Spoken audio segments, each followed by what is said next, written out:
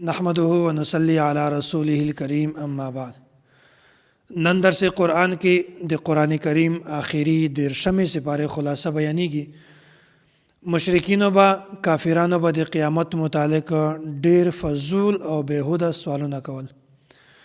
بیا الله تعالی په کائنات کې چې څومره نعمتونه خورا کړي دي دغه تذکره وکړه، ځکه چې دوی د الله تعالی نعمتو قایلو، نعمتونه د الله تعالی د منل او د الله تعالی د قدرت هم قایلو. بیا الله تعالی دا خبره ورته بیانوي، وایي لکه څرنګه چې زه په نورو نعمتو پیدا کولو باندې هم قادر یم، داسې یو انسان چې کله مړ شي بیا د هغه په دوباره پاسېدلو باندې د هغه په تخلیق باندې هم زه قادر یم. ان للمتقین مفازا حدائق و اعنابا و کواعب اترابا.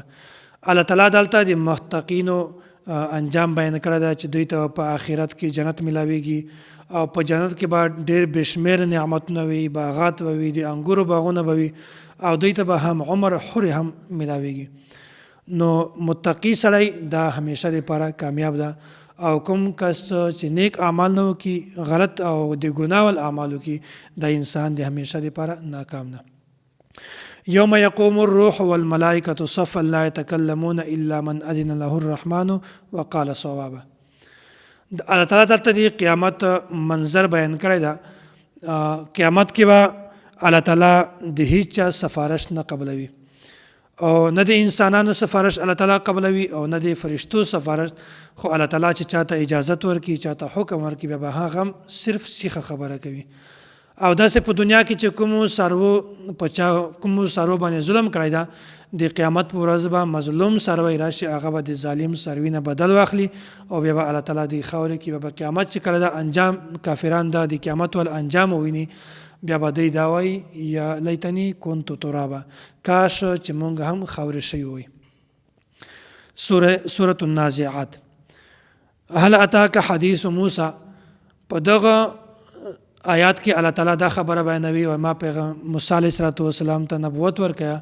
بیا موسی علیه السلام ته وشته فرعون ته ورشه، د سرکشي اختیار کړی ده، دته د توحید دعوت ورکه، خو فرعون د توحید ولا خبره نه منله، بلکې د الټا سرکشي اختیار کړه او دا یو چې زه د تاسې ډېر غټ معبود یم. بیا الله تعالی دلته د قدرت نشانیان بیان کړي دي. الله تعالی اسمان جوړ کړی ده، ځمکې جوړ کړي دي، ورځ او شپه دا الله تعالی ټولې جوړې کړي دي. او بیا دا خبره الله تعالی بیانوي، وایي کافرانو به د قیامت متعلق سوالونه کول، او ای پیغمبره ته ورته وایه چې دغه علم ما ته نشته، دغه علم صرف الله تعالی ته ده. او داسې د قیامت د دنیا چې کوم ژوند ده، د دنیا ورځ او شپه، او داسې د برزخ چې کومه ورځ او شپه ده، دا به د قیامت دا ټوله زندگی چې کومه ده، دا به د قیامت د یوې ورځې یا د یوې شپې برابروي. یعنی د آخرت یوه ورځ یا یوه شپه به دومره اوږده وي چې هغه یوه ورځ ده، د دنیا ټول ژوند دا بالکل سره برابر وي. سوره عبس. عبس وتولى ان جاءه الاعمى وما يدريك لعله يزكى.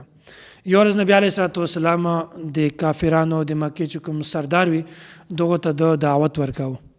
بیا په منځ کې حضرت عبدالله بن ام مکتوم رضی الله عنه دا یو صحابي وړوند. بیا دا راغی او نبی علیه السلام نه د یوه شي پوښتنه وکړه. دته دا پته نه وه چې نبی علیه السلام کافرانو ته دعوت ورکوي. بیا نبی علیه السلام مغز نه واړه او د بل خوا باندې نبی علیه السلام ته د خبرې خوند نه کوي چې زه کافرانو ته دعوت ورکوم او دی دلته راشي د یوې خبرې پوښتنه کوي. بیا الله تعالی ته دغه هم د نبی علیه السلام دغه انداز دغه طرز خوند نه کوي. بیا په دغه وخت کې چې کله نبی علیه السلام کافرو ته دعوت ورکړ، دوی ولاړل، بیا الله تعالی دغه پوره صورت را نازل کړ. وایي کوم یو کس چې مخلص وي، ایماندار وي او د ده طلب وي د یوه شي حاصلولو شوق وي او خپل کس وي، بیا پکار ده چې یو کس ته هم تاسې موقع ورکړئ، وخت ورکړئ. سورة التکویر. په دغه صورت کې الله تعالی د قیامت حوالات او د قیامت واقعات بیان کړي دي.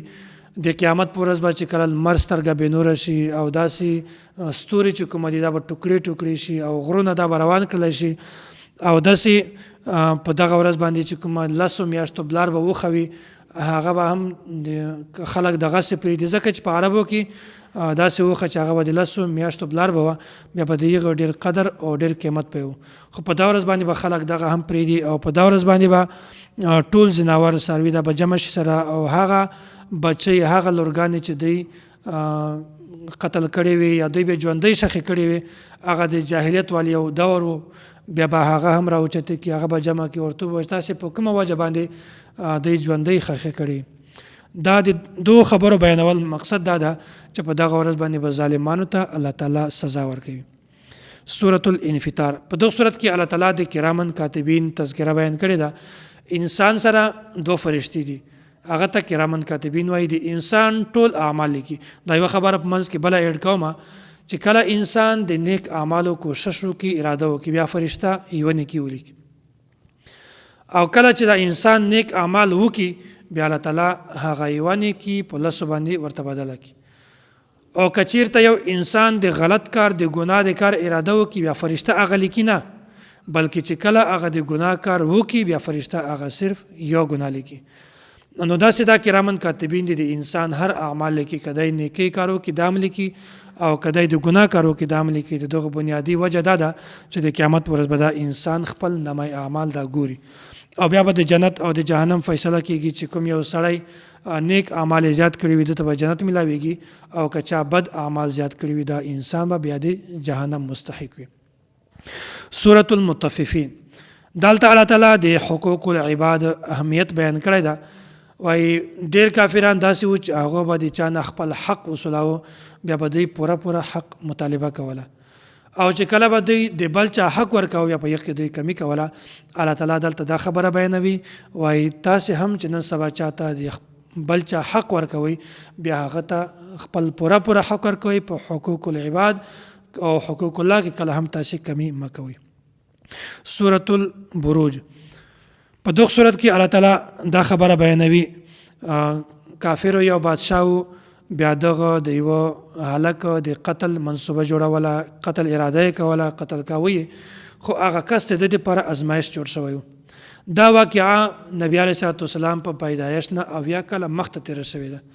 بیا دغه کس ورته ووایي چې زه تا ته د ما د قتل د ما د شهادت یوه طریقه درښیم، په هغه طریقه باندې ته ما قتل کولی شي. بیا هغه ظالم بادشاه دغسې وکړل لکه څرنګه چې هغه کس دته ویلي و. بیا ډېرو خلکو اسلام راوړ، ایمان یې راوړ، بیا دته غصه ورغله، ورته چې یو خندق جوړ کړي، په دا کې اور بل کړي، کوم کسان چې اسلام راوړي ایمان راوړي هغه د خندق ته ورغورځوي. سورة الطارق، په دغه صورت کې الله تعالی د انسان د تخلیق خبره بیان کړې ده، او داسې هغه کسان چې کوم دوباره بعثت منکر وي د یغو تردید هم الله تعالی بیان کړی ده. وایي دوی به دا ویل چې دا څرنګه الله تعالی انسان جوړوي، دوباره په هډوکو باندې غوښه څنګه پیدا کوي، دا ته به ساه څرنګه ورچوي، دا به څرنګه پیدا کوي، هډوکي به څرنګه جوړه کوي. الله تعالی دا خبره ورته بیانوي، وایي تاسې ما ابتداءً د یوې ګنده نطفې نه پیدا کړي، او دوباره د انسان راپاسېدل، تیار انسان د جوړ شوی انسان د خو صرف راپاسول دي، دا د ما لپاره هیڅ مشکل نشته، دا بلکې د ما لپاره ډېر آسان ده. سورة الاعلى، په دغه صورت کې الله تعالی دا خبره بیان کړې ده، وایي تاسې د ما تسبیح بیانوئ، او بیا الله تعالی په دنیا کې څومره عجیبه تخلیق پیدا کړی ده، او بیا خاص کر د انسان تخلیق الله تعالی څرنګه کړی ده، بیا الله تعالی خاص کر انسان ته دا خبره بیان کړې ده، وایي ته د ما تسبیح بیانوه. او بیا داسې نبی علیه الصلاۃ والسلام باندې چې کله قرآن کریم را نازلېده د جبرائیل امین په ذریعه باندې، بیا به نبی علیه الصلاۃ والسلام د جبرائیل امین سره د قرآن کریم ډېر زیات ورد کوو، تیز به کوو، تکرار به کوو، دور به ډېر تیز کوو. بیا نبی الله تعالی نبی علیه الصلاۃ والسلام ته وویل، وایي ته په ځان باندې تکلیف مه راوله چې دا قرآن کریم دا مونږ تاسې در یادوو، د تا نه یې کله هم نه ویرو، البته چې کوم آیات منسوخ شي هغه د مونږ د تا نه خپل هم ویرولی شي. مختبل سورة الفجر، په دغه صورت کې الله تعالی قسمونه خوړلي دي، والفجر وليال عشر والشفع والوتر. الله تعالی د سحر قسم خوړلی ده، او داسې وليال عشر د 10 شپو قسم خوړلی ده. دغه 10 شپو نه مراده د ذوالحجې 10 شپې دي، او داسې الله تعالی د جفت قسم هم خوړلی ده، او د طاق قسم هم خوړلی ده. د جفت نه مراد د 10 ذوالحجې ورځ ده، او داسې د طاق نه مراد د 9 ذوالحجې شپه ده او ورځ مراده. بیا الله تعالی د دغه قسمو بیانولو مقصد دا ده چې انسان خپل معامله په خپل ځای باندې کوي او داسې الله تعالی د نیکو خلکو اعمال هم بیان کړي دي او د بدو خلکو اعمال هم الله تعالی بیان کړي دي. سورۃ الشمس په دغه سورۃ کې الله تعالی 11 قسمونه خورلي دي او الله تعالی د انسان په ذات کې د نیکی ول صلاحیت هم اچولې ده او الله تعالی د انسان په ذات کې د ګناه ول فطرت هم پیدا کړی ده او الله تعالی ګوري چې کوم یو انسان داسې ده چې هغه نیکی ول کار اختیار کړي د ګناه نه ځان بچ کړي چې هغه جنت وګټي او کوم کس ته چې هغه د نیکی ول کار پرېږدي او د ګناه ول کار وکړي او د جهنم ته ولاړ شي. نو الله تعالی دا ټولې خبرې دلته بیان کړي دي. بیا مخکې الله تعالی د قوم سمود قوم عاد دغه د سرکشي چې کوم انجام الله تعالی هغه هم بیان کړی ده. سورۃ الضحى په دغه سورۃ کې ام جمیل چې هغه د ابو لهب خزوه دغه خبره بیان کړې ده. دغه نبی علیه الصلاۃ والسلام ته ویل چې ته خپل پروردګار عالم پرېښی. بیا الله تعالی دا خبره بیانوي وای ای پیغمبر ته ما کله هم نه پرېښی زه د تا نه راضي یم او الله تعالی تا کله هم نه پرېږدي. سورۃ التین په دغه سورۃ کې الله تعالی 4 قسمونه خوړلي دي او د انسان د تخلیق خبره هم بیان کړې ده او انسان مخکله هم پیدا کړی ده طاقتور مې هم پیدا کړی ده او بیا چې کله انسان بوډا شي د عمر زیات شي بیا د طاقت هم ختم شي او د چې کوم کښلوالی ده دا هم ختم شي. بیا الله تعالی داسې ټول دا خبره بیان کړې ده وکه یو انسان په دنیا کې نیک اعمال کوي په د کوم چې د ژوند ده کوم د ځواني ده د ځواني په دور کې چې کوم دی اعمال کوي بیا چې کله دی بوډا شي د طاقت ختم شي اعمال دی نشي کولای بیا الله تعالی به طور پنشن د اعمال جاری کی چې دی بوډا هم وی کار نشي کولای الله تعالی بیا هم دیتا د یغه ثواب ورکوي. سورۃ العلق دلته الله تعالی د ابو جهل سرکشي او د بدبختی بیان کړی ده. ابو جهل به نبی علیه الصلاۃ والسلام ته په حرم کې د لمانځه اجازه نه ورکاو. نبی علیه الصلاۃ والسلام هدایت ورکاو او نبی علیه الصلاۃ والسلام دلته صرف د تقوا حکم ورکاو خو دوی بیا هم نبی علیه الصلاۃ والسلام ته په حرم کې لمانځه اجازه نه ورکاو.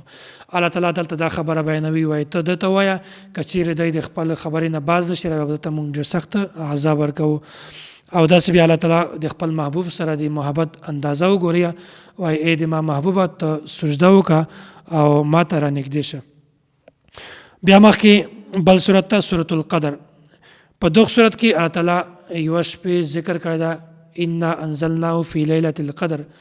الله تعالی ټول قران کریم د لوح محفوظ نه د دنیا اسمانو ته د لیلة القدر په شپه باندې را نازل کړی دا او بیا په 23 کالو کې د لیلة القدر نه د نبی علیه الصلاۃ والسلام په زړه باندې د جبرائیل امین په واسطه سره په 23 کالو کې لګ لګ الله تعالی را نازلاو او دا شپه د رمضان مبارک په اخیری لسو تا شپو کې د یوه شپه راځي خو د دغې تعیین نشته چې هغه به 21مه یا 23مه به یا 25مه به بهر الله تعالی دا په یوه شپه کې هم دا را نازلولی شي. بل دا سورۃ البینه په دغه صورت کې الله تعالی د یغو خلکو تذکره بیان کړی ده چې کوم خلکو نه الله تعالی راضي ده خاص کر صحابه کرام رضوان الله علیهم اجمعین رضی الله عنهم ورضوا عن. الله تعالی بیانوي وایي دوی هم د ما نه راضي دي او زه هم د دوی نه راضي یم خوشحاله یم. سورۃ العادیات په دغه صورت کې الله تعالی د یغو اسانو تذکره د یو قسمونه خوړلي وایي هغه چې کومې تاسې ساتئ او په ډېر مشکل وخت کې هم د خپل ځان ته خطره پیش کوي خو د تاسې بیا هم حفاظت کوي. وایي انسان څومره ناشکره دی چې هغه د ما خوري د ما خوراک خوري خو بیا هم د ما ناشکري کوي او دی بیا هم د په کار ده ته داسې وه چې د ما شکریا ادا کولی چې الله تعالی مونږ پیدا کړي او بیا الله تعالی مونږ لوی کړلو الله تعالی مونږ ته ساره واچوله او بیا دا ټول د مونږ چې نن سبا کارنامې دي دا ټول د الله تعالی د وجې نه مونږ هر شی خورو خو د الله تعالی خورو الله تعالی مونږ ته راکړی ده خو الله تعالی دا خبره بیانوي و انسان بیا هم دومره ناشکره ده چې خوري د ما خدای د ما اطاعت بیا هم نه کوي. سورۃ القارعه په دغه صورت کې الله تعالی د قیامت د ورځې اعمال بیانوي وایي د قیامت پر ورځ به چې کوم انسان نیک اعمال کړي وي د قیامت پر ورځ به د هغه نامه اعمال وزني وي او د نیکی اعمال به د زیات وي او کوم کس چې په دنیا کې غلط کارونه کړي ګناه کارې کړی وي بیا به د اعمالو هیڅ بوج نه وي بلکې د چې کوم غلط اعمال دا بالکل هلکې وي او داسې دا خبره هم بیانېږي چې د قیامت پر ورځ به اعمال تلل کېږي ګڼل کېږي به نه الله تعالی به د انسان اخلاص ته ګوري، د انسان خشوع ته، دا ته به ګوري او دا ته به نه ګوري چې انسان اعمال څومره زیات کړی ده، بلکې پاک به صرف اخلاص ته الله تعالی ګوري. بل صورت ته سورۃ التکاثر. په دغه صورت کې الله تعالی دا خبره بیانوي، وایي کوم نعمتونه چې ما درکړي دي دغه نعمتونه په غفلت کې مه راځه. داسې نه وي چې دا نعمتونه تا د ما د لارې نه هم بالکل ختم کړي.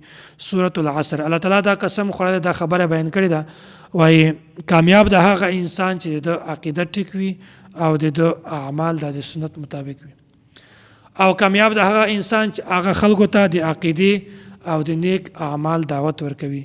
او که چیرته په دغه باندې نیک اعمال په دعوت باندې د عقیدې په بیانولو باندې تاسې ته داسې مشکل هم راشي، بیا به هغه په روغ ټنډه باندې تاسې برداشت کوئ.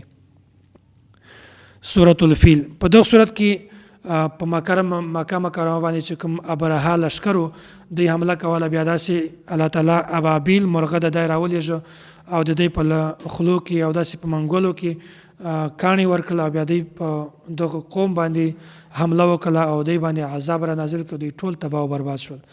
دا کاڼي مونږ په اصطلاح کې خدا ته ببرکاڼي وایي، نو الله تعالی د دغه په ذریعه باندې دا قوم ټول ختم کړ. مختبل صورت ته سورۃ الکافرون. په دغه صورت کې الله تعالی د توحید او د شرک، ایمان او کفر او داسې حق او باطل په منځ کې فرق کړی ده. مختبل صورت ته سورۃ الله. په دغه صورت کې الله تعالی د نبی علیه الصلاۃ والسلام دشمن ابو لهب او د چې کومه ښځه و د یو غلط انجام الله تعالی ټوټل بیان کړی ده. او وای کوم کس چې په دنیا کې نیک اعمالو کې دا سړی کامیاب ده، او کوم کس چې په دنیا کې غلط اعمالو کې د ګناه کارونو کې دا سړی د همیشه لپاره ناکام ده. بل د سورۃ اخلاص په دا کې الله تعالی د توحید بیان کړی ده، او بل د سورۃ الفلق او سورۃ الناس. په دغه صورت کې الله تعالی دا خبره بیان کړې ده، وایي انسان ته پکار ده چې انسان د جناتو نه او داسې د جناتو او د انسانانو د شرور نه د ځان بچ کړي. او کوم یو کس که دا غواړي چې زه د جادو نه بچ شم، بیا د دی هم د الله تعالی پناه کې ځان راولي، او که کوم کس دا غواړي چې زه د جناتو د شر نه بچ شم، دا بیا هم د الله تعالی پناه کې ځان راولي. نو دا د ټول قرآن کریم خلاصه بیان شوله. په هر کلیپ کې د یوې سپارې خلاصه ما بیان کړې ده، په دوه ژبو کې ما بیان کړې ده. یو خو عام پښتو ده، په دې پښتو کې د پېښور ژبه، افغانۍ او عام پښتو دا ټولې ما مکس کړې دي. خاص د یوې ژبې تعین په دې کې نشته، او په دې کې د خلک ګیله هم نه کوي چې دغه کومه ژبه وایي. نو بنیادي د مونږ بیانولو مقصد دا ده په داسې مختلف قسمه ژبو کې چې په دې کې د پېښور والا هم په دې ژبه باندې پوه شي، او افغانۍ کس هم په دې ژبه باندې پوه شي، او عام چې کوم پښتو وایي خلک دا ټول په دې ژبه باندې پوه شي. د یوې ژبې تعین مونږ خاص په دې کې نه ده کړی. او بل دغه ټول د قرآن کریم خلاصه او داسې د مونږ دغه نشستونه په دې ژبه باندې هم د وزیرۍ ژبه، کوم چې وزیرستان خلک د هغو دپاره یا د بنو خلک د کرک والي چې وزیرستان په ژبه باندې پوهېږي، هغو دپاره هم مونږ دا ټوله د قرآن کریم خلاصه دا په ترتیبوار بیان کړې ده. نو ما ته هم دعا کوئ چې الله تعالی مونږ ته د نیک اعمالو توفیق را نصیب کړي، او دا کوم قرآن کریم خلاصه چې مونږ بیان کړې ده د الله تعالی په دربار کې دا قبوله شي. او استاد محترم متکلم اسلام حضرت مولانا محمد الیاس ګمن حفظه الله د دې لپاره هم دعا کوي چې الله تعالی د شریرو د شیطانت نه په حفاظت کې وساتي، الله تعالی دته د عافیت او ژوند ور نصیب کړي، او الله تعالی مونږ تاسو ته په دغه ټولو خبرو باندې د عمل کولو توفیق را نصیب کړي. واخر دعوانا ان الحمد لله رب العالمین.